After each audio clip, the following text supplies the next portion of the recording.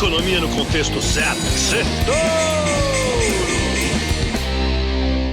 Boa noite, Brasil, ouvintes da Jovem Pan, bem-vindos a mais um Sextouro, o resumo da semana econômica no contexto certo. E foi uma semana histórica para nossa bolsa, bateu uma nova máxima, foi touro de ouro no Brasil e no mundo. As bolsas bateram recordes nos Estados Unidos, na Alemanha, na França, no Brasil, e parece que os tourinhos querem voar mais alto ainda. O piloto desse voo foi o Mr. Jerome Powell, presidente do Banco Central dos Estados Unidos. O novo ministro da Economia argentina, Luiz Caputo, anunciou seu plano para reduzir o déficit fiscal do país, que, segundo ele, é a causa da hiperinflação e da pobreza do país.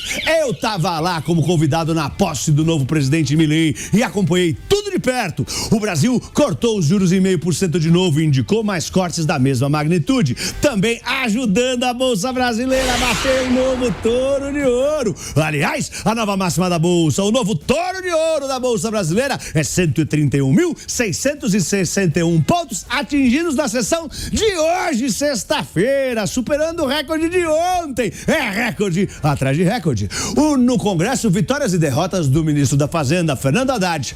Nesta semana, o Ibovespa B3 terminou com um pouco mais de 2% de alta aos 130.197 pontos, 130.200 pontos, enquanto o dólar fechou com leve alta de 0,3%, valendo R$ 4,94. Vamos para os pontos que eu separei para o nosso sextório de hoje. Semana histórica para o Ibovespa. Demorou 2 anos e meio, mas o Ibovespa cravou uma nova máxima histórica nessa sexta-feira, dia 15. Na verdade, superou o recorde de ontem.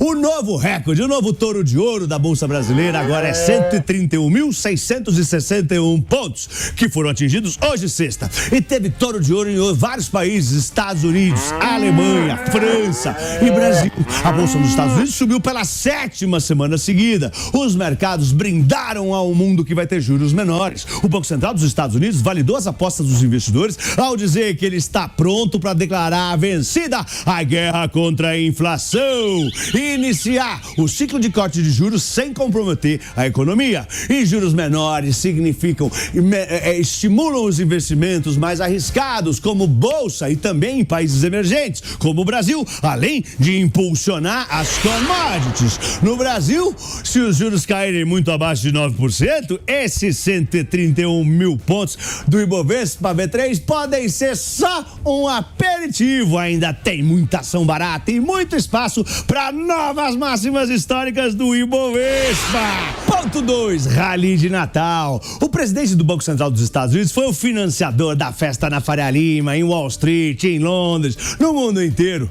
O bom velhinho Mr. Jerome Powell falou exatamente o que o mercado queria ouvir. Reconheceu que a autoridade, o Banco Central americano, teve conversas preliminares para o início do ciclo de corte de juros em 2024, confirmando uma expectativa que já pairava no ar desde novembro, quando foram divulgados dados melhores da inflação nos Estados Unidos. Além disso, pela primeira vez, o próprio Banco Central admitiu que a inflação está desacelerando nos Estados Unidos e ampliou a previsão de 2 para 3 cortes de juros no ano que vem, numa bela mudança de tom. Agora, as apostas da Bolsa de Chicago, a CME, mostram que o primeiro corte de juros deve acontecer em março mesmo. Já tem gente apostando que podemos até ver 6 cortes de juros em 2024, o dobro do projetado pelo Banco Central. Aí é muito otimismo. Terceiro, Copom cauteloso. As expectativas para o início de ciclo de corte de juros nos Estados Unidos ampliaram as apostas de que o nosso Banco Central fosse intensificar o ritmo de corte de juros da Selic de 0,5 ponto percentual para 0,75%. Mas o Banco Central acalmou os ânimos dos mais otimistas, como eu, ao dizer que espera, abre aspas, novos cortes de 0,5% nas próximas reuniões. Se o comunicado ele tivesse dito apenas mais um corte de 0,5 ponto na próxima reunião, no singular, não no plural, poderia indicar que na outra reunião ele acelerasse os cortes e diminuísse a Selic em 0,75 pontos percentuais. Não foi o que aconteceu. O Comitê de Juros foi cauteloso e já sabemos que pelo menos veremos mais 2 cortes de 0,5 ponto percentual nas próximas 2 reuniões. Mas eu ainda acho que o ano que vem o Banco Central vai acelerar os cortes de juros e que os juros, terminam o ciclo de corte abaixo de 9%. Mas também vale lembrar que a minha função não é achar nada e que eu erro muito. Quarto ponto, quinta quente ou quinta fria. Diferente dos Estados Unidos, o Banco Central Europeu e o Banco Central da Inglaterra não abriram as portas para o início do ciclo de corte de juros, mas os investidores ainda acreditam que o alívio da política monetária vai vir na segunda metade de 2024. A presidente do Banco Central Europeu, a chiquíssima Christine Lagarde, adotou um discurso bem mais cauteloso que o presidente do Banco Central dos Estados Unidos. Ela disse que o comitê não discutiu o início do ciclo de juros na reunião dessa quinta-feira e que ainda não está na hora de baixar a guarda contra a inflação.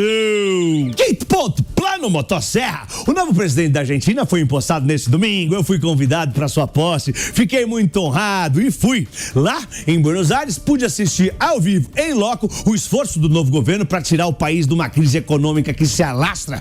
E o novo ministro da Economia, Luiz Caputo, anunciou seu plano fiscal. Um verdadeiro choque econômico lá na Argentina para combater o déficit fiscal, que, de acordo com ele, é a mãe de todas as batalhas.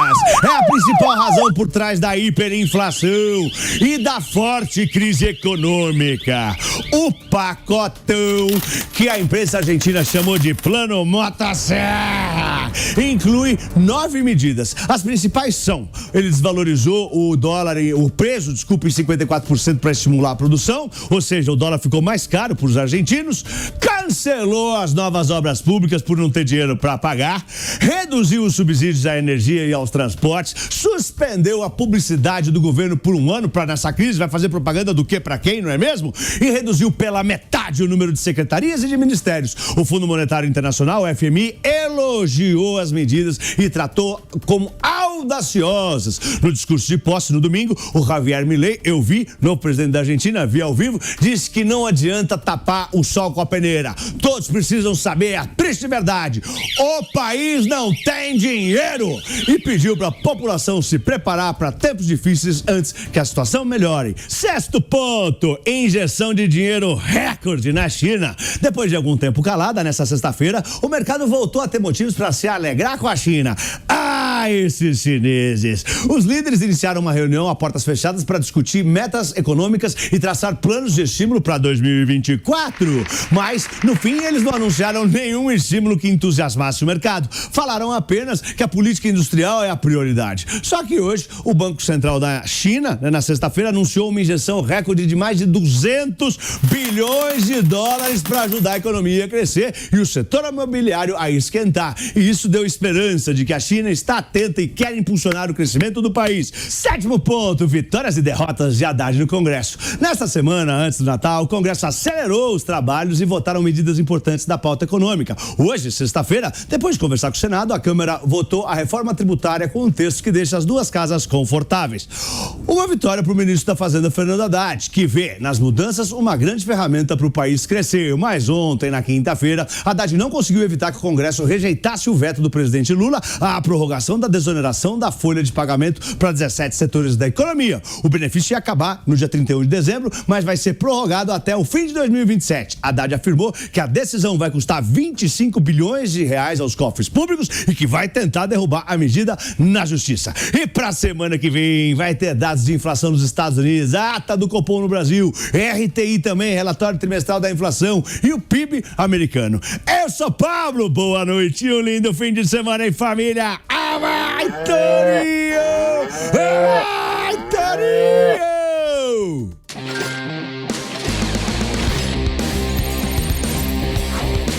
Economia no contexto certo. Certo.